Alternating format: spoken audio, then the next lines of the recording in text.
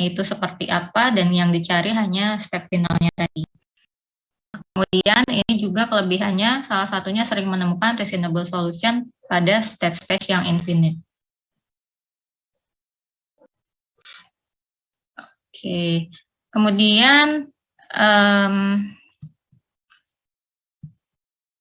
untuk n-queen problem, apakah sudah jelas contoh yang n-queen problem? Kalau algoritmanya tadi ini ada macam-macam ini ya, ada 3 ini yang dijelaskan, yaitu hill climbing, simulated annealing dengan genetic algorithm. Kalau yang paling dasar dari local search itu di sini hill climbing ya. Jadi kita pilih aja initial state, kemudian cek tetangganya gitu lebih besar atau lebih kecil. Kalau misalnya lebih baik berarti diganti ke yang neighbor tadi dan seterusnya. Dicari sampai yang paling baik. Nah, untuk n-queen problem,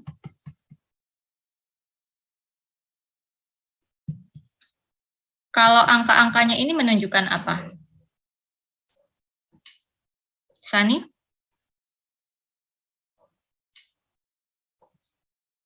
San?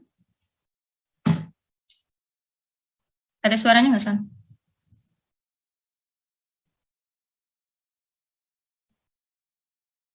Belum kedengaran soalnya. Tes, Oke. Angka yang 12 itu ya, Bu? Ya, ini semua nih, 18, 14, 12, pokoknya semua angka yang ada di dalam kotak ini, papan catur. Itu, sebentar Bu, saya agak lupa. Itu heuristic value-nya, Bu? Mungkin kita coba lihat dari sini ya, yang ini.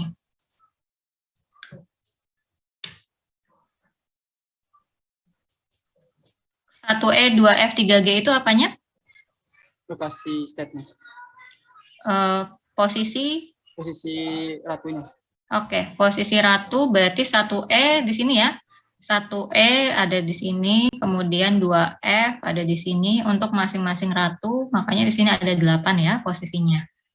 Nah, kemudian cara menghitung angka-angka yang di sini sudah paham?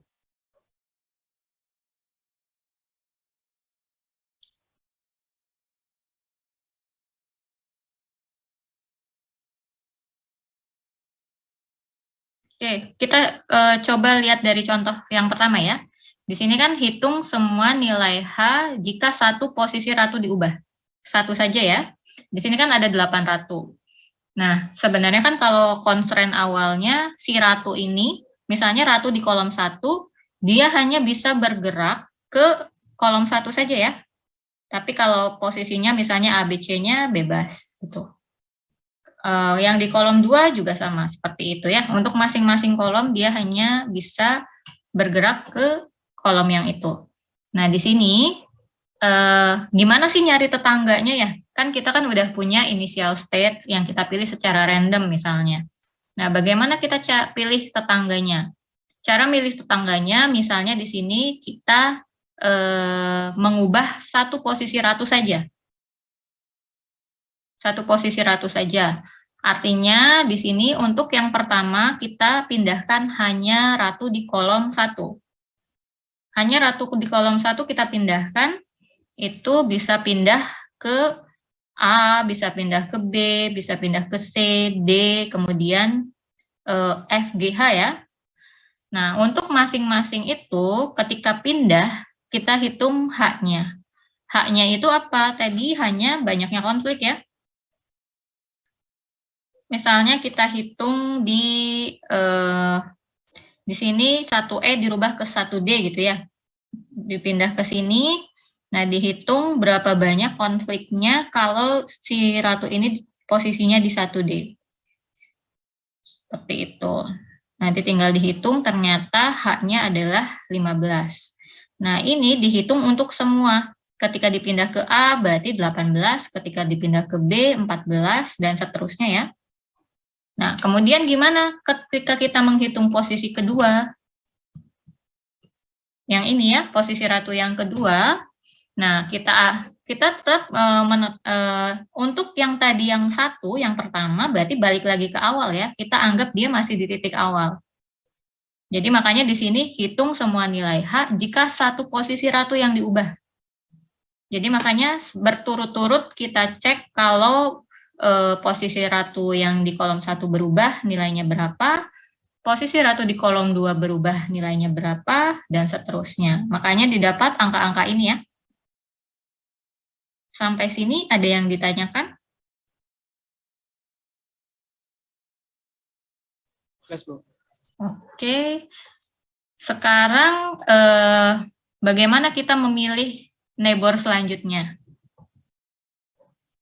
Nah, ini kita pakai nilai H yang terkecil. Nah, di sini kan nilai H yang terkecilnya yaitu 12 ya, yang warna hijau.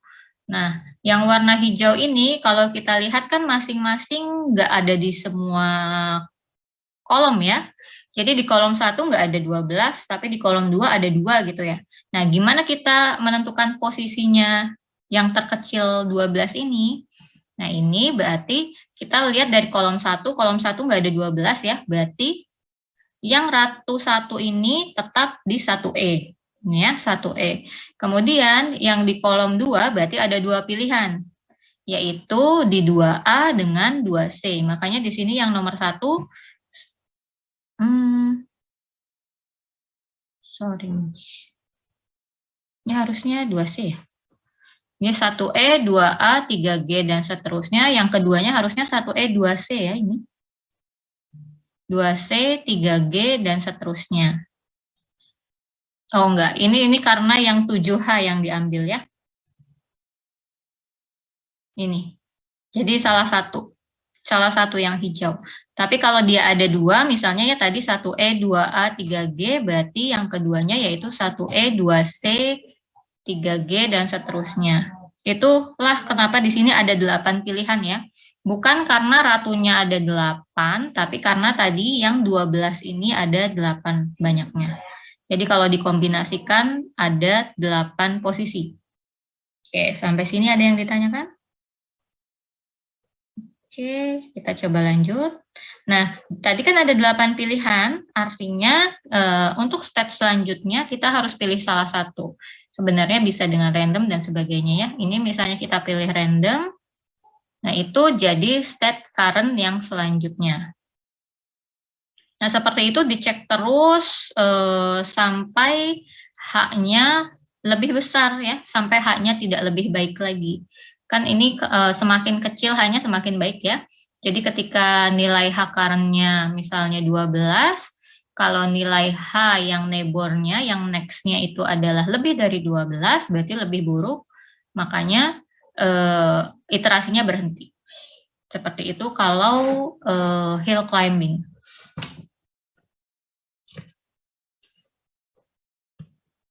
Ini contoh untuk yang pencarian jalur. Kalau yang pencarian jalur mungkin di sini lebih sederhana ya. Inisial state-nya seperti itu, kemudian dihitung hanya. Nah, di sini bagaimana cara menentukan neighbor-nya? Kalau yang tadi neighbor-nya kan kita ambil dari ketika kita memindahkan posisi satu queen. Nah, di sini mencari neighbor-nya misalnya dengan proses swap di sini ya. Proses swap ketika ada urutan ABC berarti proses swap-nya misalnya ditukar AB sehingga didapat BAC, AC ditukar sehingga dapat CBA dan seterusnya. Nah, dengan proses pertukaran ini kita dapat nih banyak kandidat neighbor. Banyak neighbor, kemudian kita hitung heuristic function-nya tadi ya, kalau di sini heuristic function-nya tadi berdasarkan jarak, total jarak. Nah, didapat yang paling kecil yaitu 2,6. Nah, di sini mungkin ada beberapa istilah ya, ada optimum, ada maksimum, ada minimum. Nah, kalau optimum itu kan yang paling baik. Tapi maksimum belum tentu yang paling baik ya, maksimum minimum itu belum tentu yang paling baik, tergantung case-nya. Kalau misalnya contohnya ya, yang di sini kan jarak, total jarak. Berarti kita nyari yang paling minimum ya, sebagai yang paling baik. Artinya, yang paling optimum di sini adalah nilai minimum. Nah, untuk yang lain juga sama sepertinya ya, tadi konflik gitu ya, yang kita cari adalah nilai minimum. Yang paling optimum adalah nilai minimum. Nah, mungkin kalau yang kalau yang maksimum, misalnya contohnya apa? Nah, contohnya mungkin laba gitu ya. Kalau laba kan kita mau cari yang paling banyak. Nah, seperti itu. Itu berarti yang paling optimum kalau untuk laba berarti adalah nilai maksimum. Nah, itu dulu. Kalau yang untuk hill climbing sebenarnya sederhana ya. Jadi saya rasa mungkin secara algoritma sudah paham. Tapi kalau ada yang ditanyakan silakan untuk yang hill climbing. Ibu, saya mau bertanya. Mhm. Itu kan dia kan ditukar gitu, Bu. Nah, tapi kan informasinya ketahuan. Saya boleh share screen nggak ya, Bu? Oh, boleh. Itu apa? Kasus apa? Yang Arad Bukares itu. Atau Ibu yang... Oke. Jadi, kamu mau share screen yang bagian mana? Arad Bukares aja, Bu. Yang peta Arad Bukares itu kan informasinya kok ditukar kan dia nggak ada informasi jaraknya, Bu. Tidak semuanya itu dengan ditukar ya. Terutama mungkin node yang ada edge-nya. Kan bisa jadi ada node yang sebenarnya dia ada edge ke sana tapi nggak ada edge baliknya. Atau sebaliknya gitu. Jadi tidak semua cara untuk mencari neighbor-nya belum tentu dengan ditukar. Kalau yang tadi kan kebetulan memang bisa bolak-balik gitu ya untuk yang kasusnya pemasangan poster. Nah, tapi kalau Romania Map belum tentu bisa bolak-balik ya, karena bisa jadi nggak ada path-nya gitu, nggak ada jalurnya. Mungkin seperti itu. Kalau dia nggak bisa bolak-balik, berarti nanti diganti jalur aja, Bu? Iya, diganti jalur yang lain. Nanti ada contohnya yang terkait itu. Di simulated annealing ya.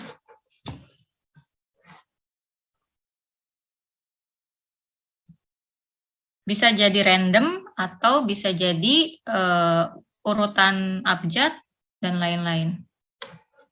Yang penting harus memenuhi yang jalur itu ya, jalurnya nggak boleh putus. Dan jalurnya harus dari Arad ke Bukares.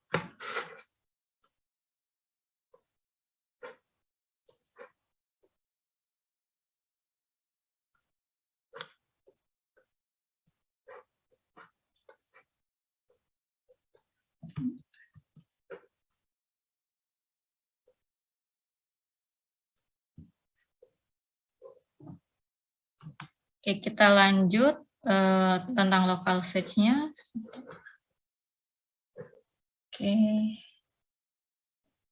Oke, sekarang kekurangannya apa hill climbing? Yang ini sudah dijelaskan ya di video. Kalau gitu saya mau coba tanya Sita.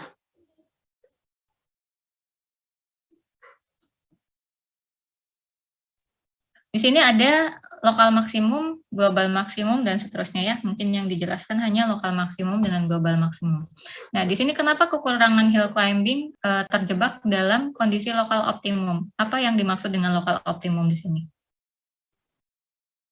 Kalau senangkap saya itu, Bu, jadi dia kelihatan kayak nggak ada yang lebih baik dari lokal optimum. Padahal sebenarnya ada yang lebih baik gitu.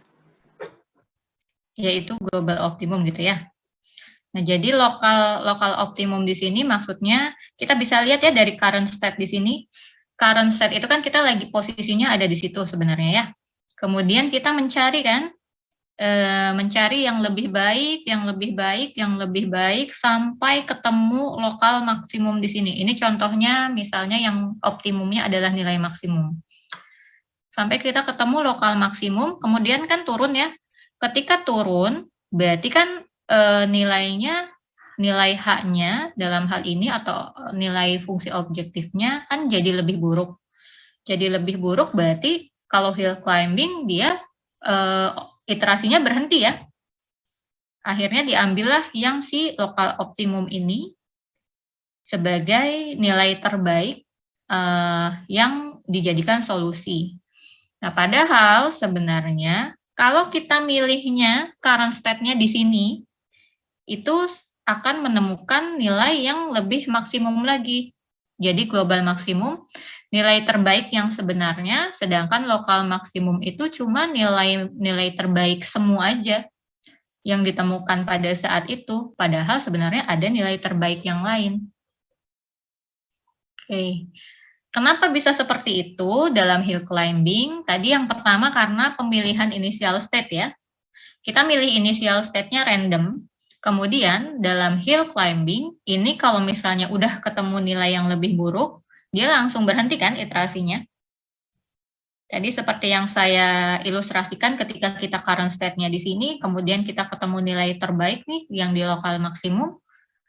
Setelah itu turun, artinya dia berhenti dan udah mengembalikan ini sebagai solusi. Bedakan dengan kalau kita ngambil initial state-nya di sini misalnya. Ini sebenarnya jadinya kan kalau kita ngambilnya di sini bisa jadi kita langsung dapat global maksimum lebih cepat. Gitu. Itu kekurangan dari hill climbing. Nah kalau yang lain ada shoulder, ada flat local maksimum, itu juga bisa dilihat ya dari gambarnya. Kalau shoulder itu maksudnya dia di sini kan misalnya kita ambil current state di sini ya. Kemudian ini kan naik-naik sampai ketemu di sini, terus habis itu tetap gitu ya. Nah biasanya kan kita bingung apakah akan berhenti atau enggak. Yaitu shoulder. Nah kemudian kalau flat lokal maksimum di sini juga hampir sama ya dengan yang shoulder. Ya, seperti itu. Makanya pemilihan current state dalam hill climbing ini bisa jadi sangat menentukan penemuan solusinya. Selain yang initial state, juga kan kalian ketemu di sini yang milih ya, seperti yang di N-Queen. Ini kan ada untuk milih yang state selanjutnya itu kan ada banyak kandidatnya ya di sini, ada 8 kandidat. Kita kan sebenarnya hanya milih 1. Nah ini mungkin ketika kita milih state yang lain, bisa jadi kita menemukan solusi lebih cepat atau bisa jadi malah ketemunya lokal optimum, seperti itu. Itulah kelemahan dari hill climbing. Ada yang ditanyakan?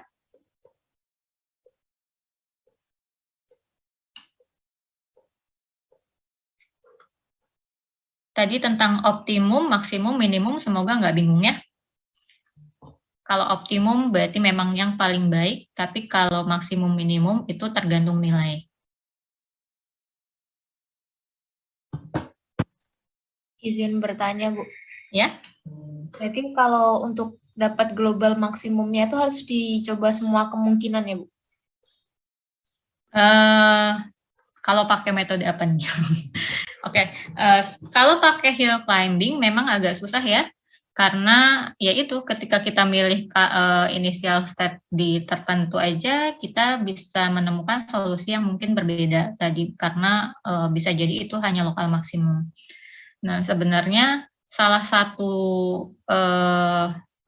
hill climbing sendiri bisa dimodifikasi gitu, misalnya kita bisa ngecek H+1-nya gitu, jadi nggak cuma yang setelahnya tapi beberapa setelahnya atau yang lain sih. Tapi kalau hill climbing yang aslinya ya berarti hanya seperti itu. Memang kelemahannya dia sangat rentan terhadap lokal optimum ini ketika kita milih current state atau initial state yang berbeda.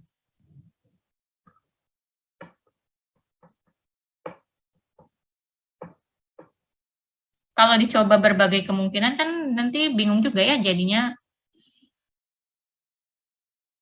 Masa mau nyoba semua current state di semua titik itu kan itu tidak reliable juga sebenarnya.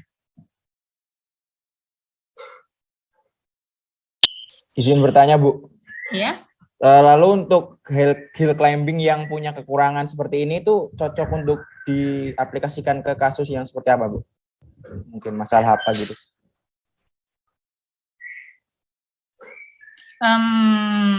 Ya. Tadi salah satunya yang infinite sih. Itu secara umum local search ya. Tapi kalau di antara yang local search masih ada yang lebih baik dari hill climbing. Yang nanti akan dijelaskan yaitu simulated annealing nanti ya. Tapi kalau secara umum local search-nya ya terutama ya untuk infinite yang kita nggak tahu gitu ya. Ya coba-coba aja. Ini kan istilahnya kan coba-coba ya kalau hill climbing ini. Kita milih kandidat solusi yang kita coba-coba secara random gitu. Nanti sampai cari yang neighbor-nya lebih baik atau lebih buruk, dan seterusnya sampai ketemu yang paling baik. Kalau yang untuk infinite tentunya sangat bermanfaat, kan tinggal iterasi aja. Baik, Bu. Oke, untuk hill climbing sudah cukup mungkin ya. Kita coba ke yang selanjutnya, yaitu simulated annealing. Jadi kalau konsep dasarnya dia sebenarnya dari metalurgi, atau di sini namanya proses annealing. Jadi memanaskan terus sampai temperatur tinggi kemudian mendinginkan bertahap ya. Nah di sini keunggulannya yaitu tadi kalau si hill climbing dia rentan terhadap local optimum, tapi di sini simulated annealing mampu menghindari jebakan local optimum. Kalau dari yang sudah lihat penjelasan di video, kira-kira kenapa dia bisa menghindari jebakan local optimum?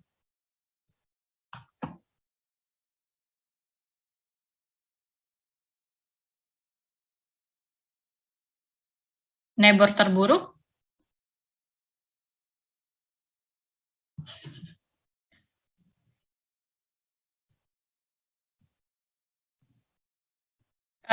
Kenapa? Ya, yang bad itu memang salah satu jadi pertimbangan di simulated annealing. Kenapa kita bisa kalau yang tadi hill climbing ketika bad gitu ya, ketika hasilnya lebih buruk kan iterasinya berhenti. Kalau simulated annealing gimana? Ketika hasilnya buruk? Ada peluang apa tuh, lupa, pokoknya acceptance apa itu? Ya, di sini ada acceptance probability ya. Jadi ketika kita nemu solusi lebih buruk, belum tentu dia iterasinya berhenti, karena dicek dulu nih acceptance probability-nya. Apakah masih masuk acceptance probability yang kita tentukan atau enggak. Kalau masih masuk, iterasinya tetap dilanjutkan, dan kita akan cari terus sampai dapat yang lebih baik.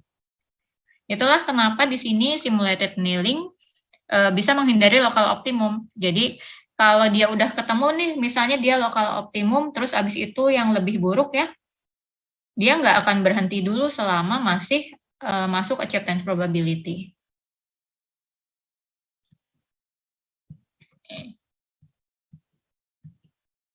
Nah, ini contohnya dalam TSP ya, yang masih jarak juga di sini.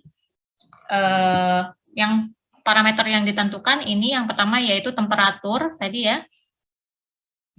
Nah, temperatur biasanya kita pilih yang paling tinggi, bisa 100 atau bisa lebih tinggi lagi ya, tergantung sebenarnya case-nya.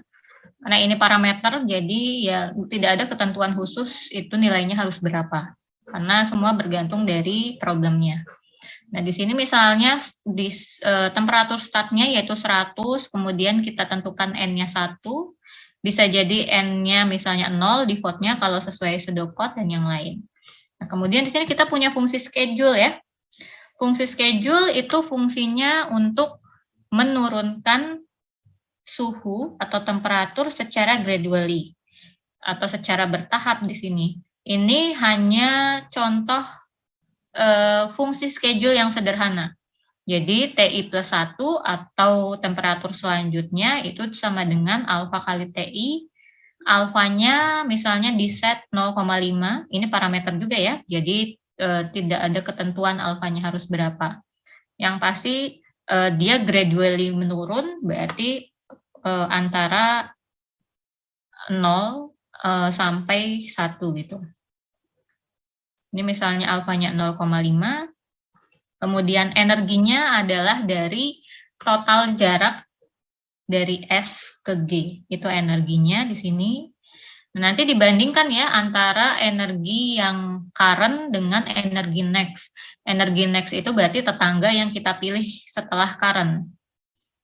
Nah, kemudian ada probability acceptance di sini ya. Probability acceptance di sini misal di sini kita pakai rumus dasarnya ya. Pakai eksponensial. Kemudian jika tadi nilai delta E-nya kurang dari 0, maka diubah, akhirnya kita ubah nilai current-nya jadi yang tetangganya yang baru karena lebih baik.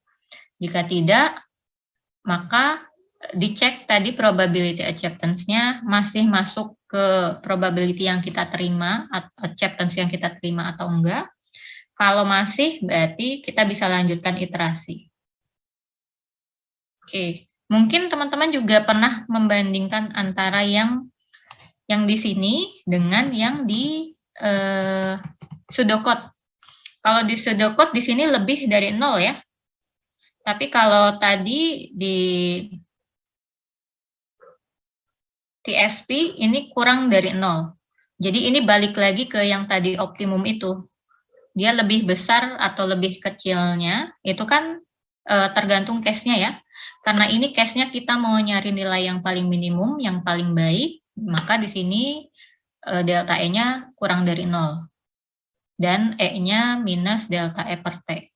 Tapi kalau kita case-nya adalah maksimum gitu ya, mencari nilai yang maksimum itu adalah yang paling baik, maka di sini delta E-nya lebih dari 0. Jadi semoga nggak bingung di bagian sini ya. Intinya adalah nyari ketika nilai next-nya lebih baik, itu kita ubah untuk iterasi selanjutnya nilai current-nya menjadi nilai next yang lebih baik itu. Oke, sampai sini ada yang ditanyakan? Oke, kita coba lihat yang iterasi 0 ya. Yang iterasi 0, ini misalnya kita buat random initial state seperti ini, S, A, B, E, F, G gitu ya. Ini hampir mirip seperti Romania map ya, berarti ya. Ada path-nya. Kalau kita lihat di sini, tidak bisa sembarangan swipe ya. Karena kalau sembarangan swipe bisa jadi nanti jalurnya nggak ada gitu. Misalnya kita swipe antara A sama B kan nggak bisa ya. Dari S nggak bisa langsung ke B gitu, karena nggak ada jalurnya. Jadi di sini yang harus dilihat adalah jalurnya gitu, nggak bisa sembarangan swipe. Nah, kemudian next-nya misalnya kita pilih S, A, D, E, F, G gitu ya. Jalur ini, kemudian dihitung, dibandingkan, dan didapat yang next ternyata lebih baik karena lebih minimum ya. Di sini nilainya, nilai total cost-nya atau total jaraknya. Makanya iterasinya dilanjutkan, nilai current itu yang sekarang adalah jadi si next yang tadi lebih baik. Nah, kemudian schedule-nya digunakan untuk apa? Fungsi schedule-nya ini digunakan untuk menurunkan suhu tadi ya. Jadi T yang awalnya 100, kemudian kita masukkan ke fungsi schedule, akhirnya T selanjutnya yaitu 50. Makanya di I selanjutnya, ini current-nya yaitu tadi ya yang next yang baru, yang current-nya dari next yang lebih baik sebelumnya, kemudian energinya 17, kemudian T-nya di sini sudah jadi 50 ya. Nah ini dihitung lagi, misalnya kita dapat neighbor selanjutnya yaitu ini, next-nya. Kemudian dibandingkan, ternyata nilai next-nya di sini kan lebih tinggi. Yang kalau dalam hal ini berarti kan lebih buruk ya, tidak lebih baik. Nah, makanya di sini dicek apakah probability acceptance-nya di sini dapatnya kan 0,8521. Ternyata masih lebih dari 0,85 probability acceptance yang kita tetapkan batasnya. Nah, karena masih, berarti iterasinya tetap dilanjutkan, walaupun dia lebih buruk di sini ya. Seperti itu. Jadi, T-nya di sini sebenarnya buat apa? Temperaturnya. Salah satunya buat iterasinya, tapi dia lebih banyak dipakai pada saat apa sebenarnya T-nya?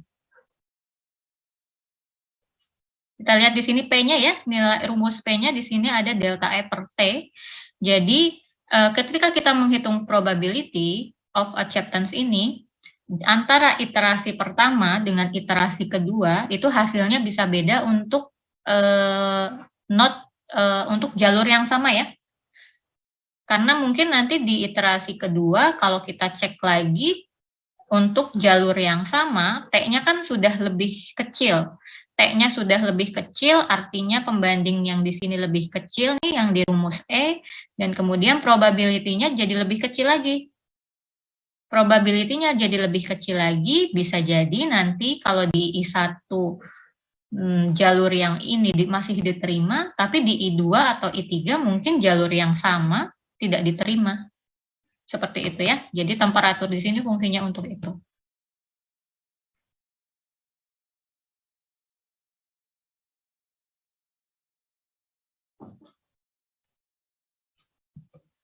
Semoga sudah jelas ya. Bu.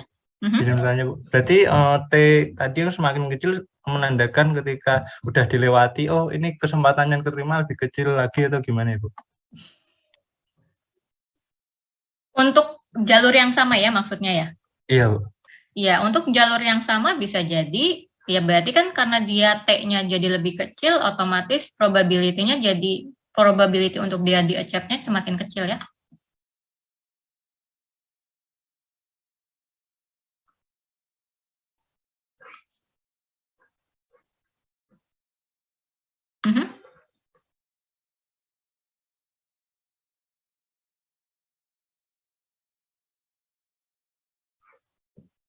Ini perkalian ya. Fungsi schedule-nya itu sebenarnya ini fungsi schedule-nya nggak harus kayak gini ya. Mana ya? Tadi ini fungsi schedule-nya kan. Tidak harus seperti ini, karena kalau teman-teman mungkin nanti ngecek di codingnya AIMA, dia ada fungsi schedule sendiri yang salah satunya bisa dipakai. Tapi rata-rata adalah ada alfanya yang memang laju itu ya, laju penurunan suhu gitu. Bisa jadi misalnya ada K plus alfa TI gitu ya, atau suatu persamaan tertentu untuk schedulingnya. Jadi kalau yang ini hanya contoh sederhana bagaimana dia menurunkan suhu sih. Tapi kalau persamaan untuk schedule-nya bisa macam-macam. Yang pasti gradually dia menurun.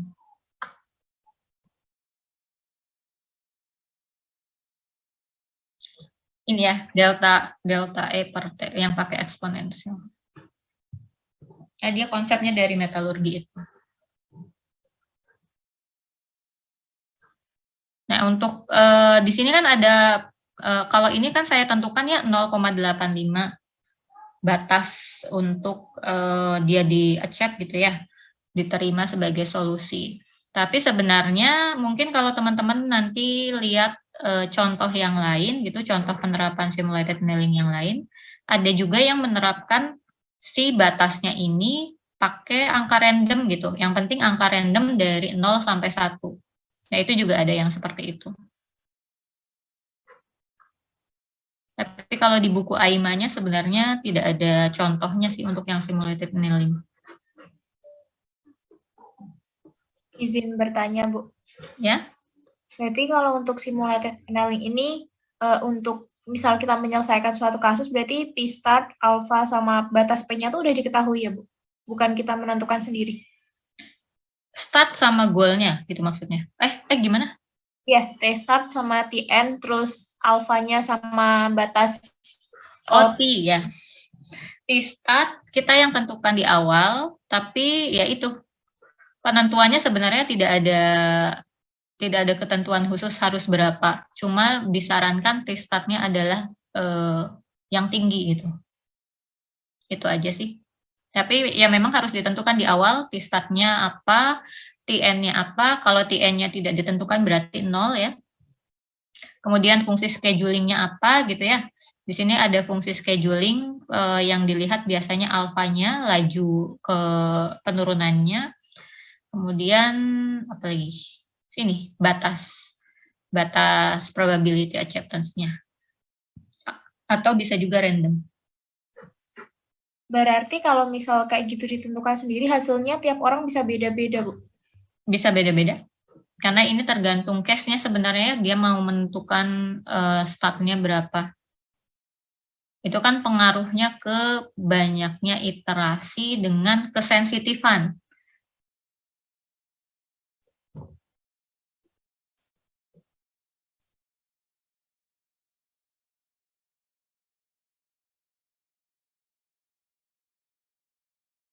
Kalau fungsi schedulingnya misalnya di alfanya lebih kecil gitu ya, berarti kan nanti iterasi penurunan suhunya lebih lambat, iterasinya lebih banyak gitu misalnya, dan seterusnya.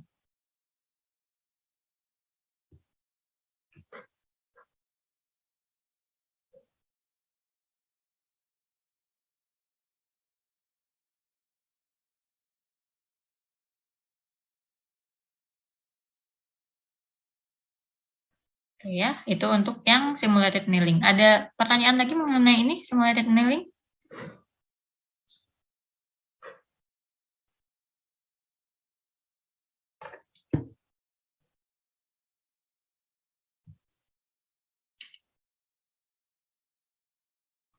Oke, kalau gitu saya lanjut ke yang algoritma selanjutnya ya. Di sini genetic algorithm.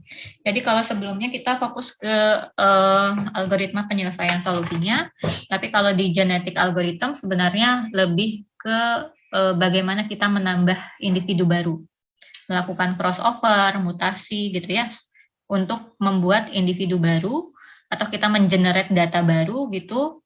Jadi genetic algorithm lebih ke mengenerate data baru. Kenapa kita mau mengenerate data baru? Karena asumsinya adalah siapa tahu dari data baru itu kita bisa menemukan solusi yang lebih baik. Seperti itu. Kalau di yang sebelumnya kita pakai yang namanya objective function, kalau di sini sebutannya yaitu fitness ya, fitness function.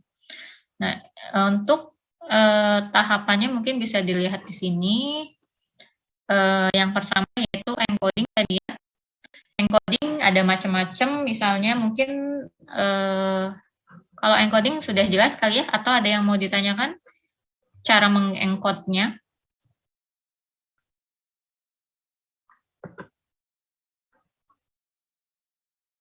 Kalau tidak, saya coba langsung masuk ke contohnya di sini. Nah, ini encodingnya tadi pakai value encoding ya. Kita punya suatu persamaan AX pangkat 5 dan seterusnya gitu ya. Jadi koefisiennya adalah A, B, C, D, E, X. Makanya kromosomnya di sini ada 6 gitu ya.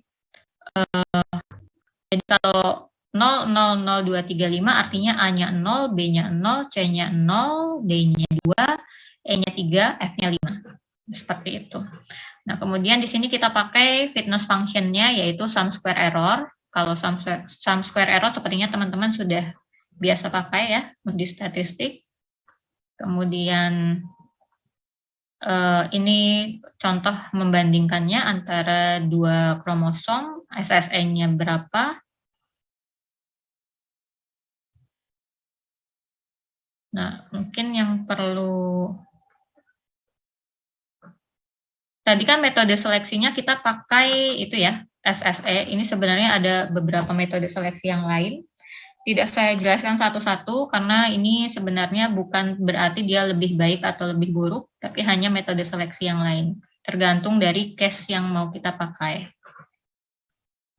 Nah, untuk cara membuat data barunya gitu ya, individu barunya.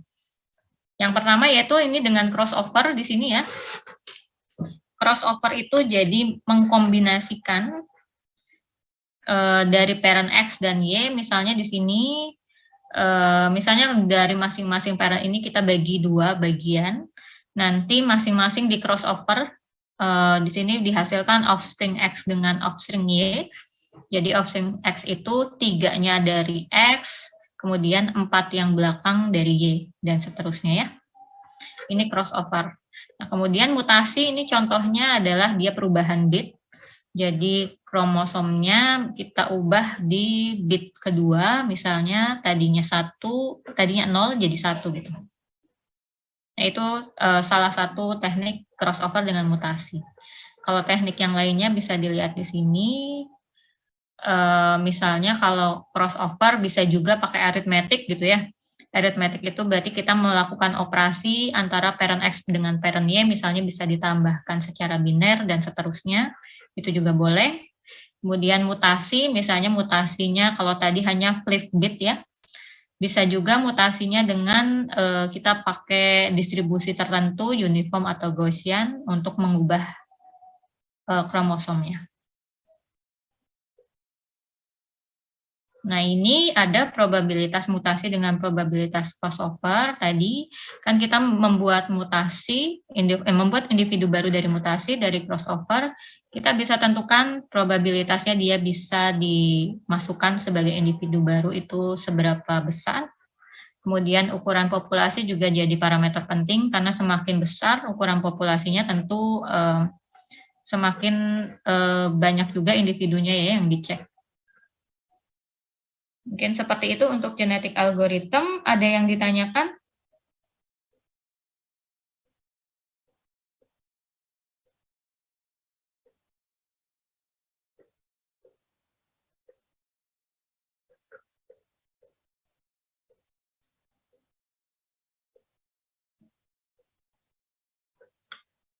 Ini ya, contohnya di sini kita mau bikin populasi isinya 100 kromosom gitu secara random. Terdiri dari 6 angka, kemudian kita mau membuat kromosom baru ini dengan dari 100 kromosom itu ya, misalnya ambil 10 kromosom dengan nilai SSE terkecil, diulang sampai 500 kali gitu ya. Dicek nilai SSE-nya mana yang masuk sebagai individu. Ini hanya salah satu contoh cara penerapan dari genetik algoritmnya.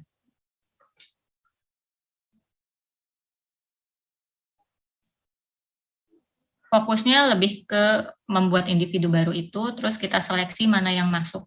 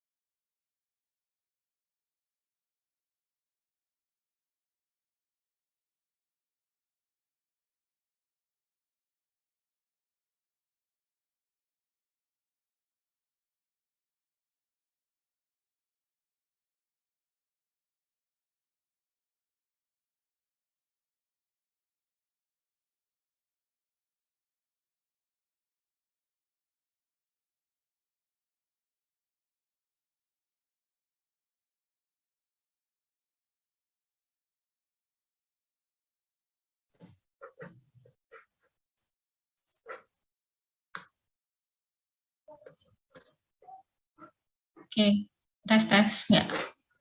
Maaf terputus ya, tiba-tiba internetnya mati. Wi-Fi-nya. Oke, saya coba pakai paket data, semoga suaranya jelas ya. Oke, tadi tentang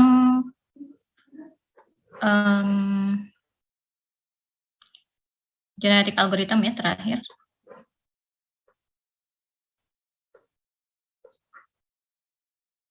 Oke, saya coba masuk ke ringkasan kalau gitu sambil nunggu ada yang tanya ya.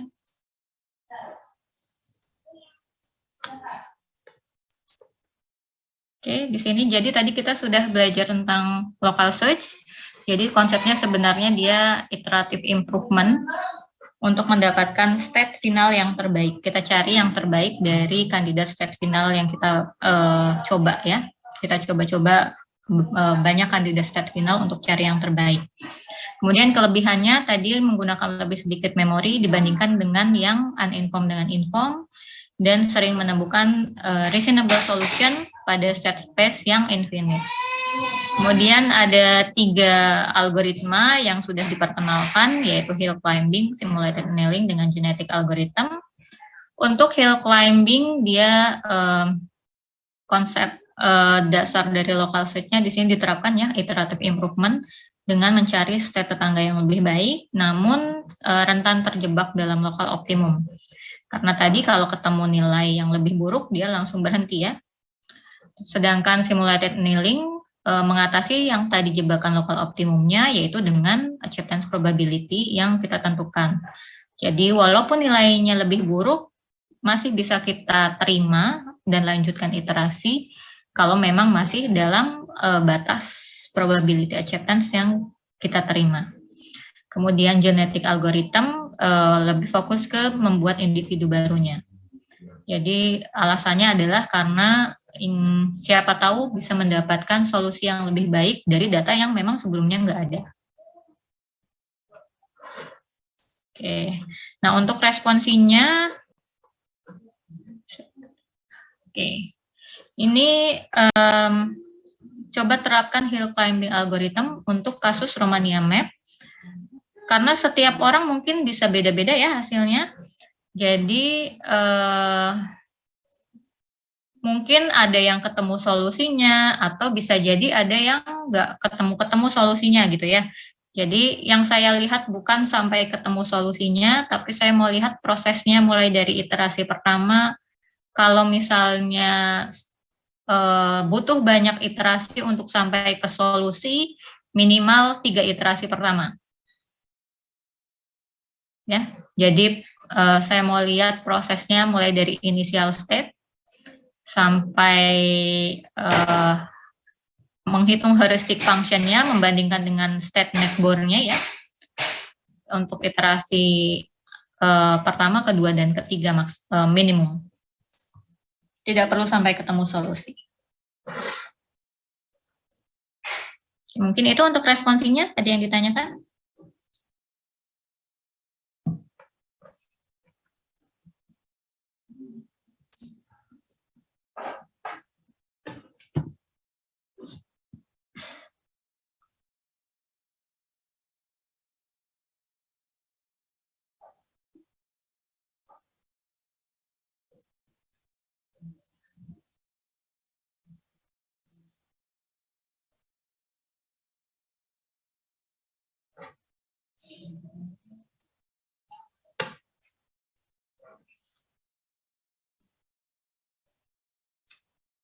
Untuk tugas kelompoknya, kalau misalnya mau ada yang ditanyakan juga silakan. Nanti kita coba presentasikan ya hasil studi kasusnya di hari Senin minggu depan.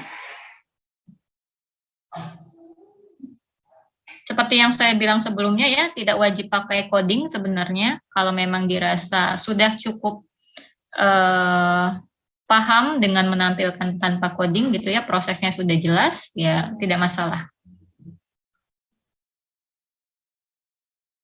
Mungkin ada beberapa juga yang pakai itu ya,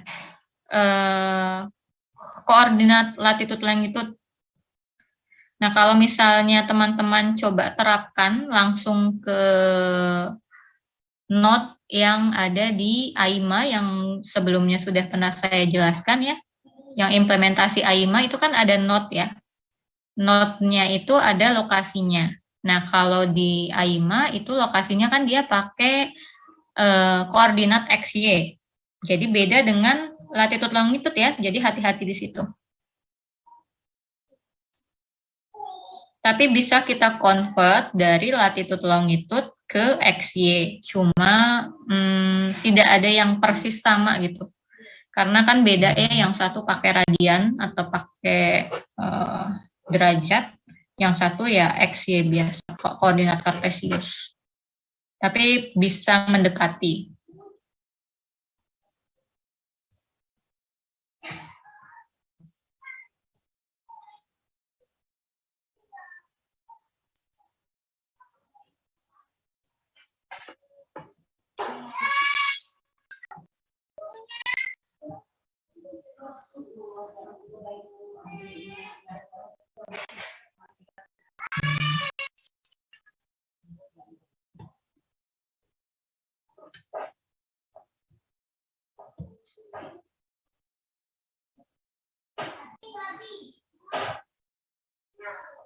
Oke, sudah jelas responsi tugas kelompok materinya? Oke ya. Kalau sudah jelas, mungkin saya akhiri untuk pertemuan hari ini ya.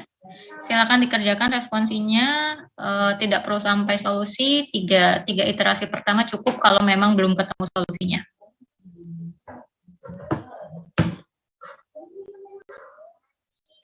Ini 38, harusnya kurang satu apa ya? Apa memang 38 kalau kelas ini ya? Atau, oke. Oke, kalau gitu jangan lupa di-upload ya untuk responsinya. Terima kasih banyak untuk hari ini. Semoga bermanfaat. Kalau misalnya masih ada yang ditanyakan juga bisa disampaikan lewat email ya, baik itu untuk tugas kelompok ataupun responsi misalnya. Kemudian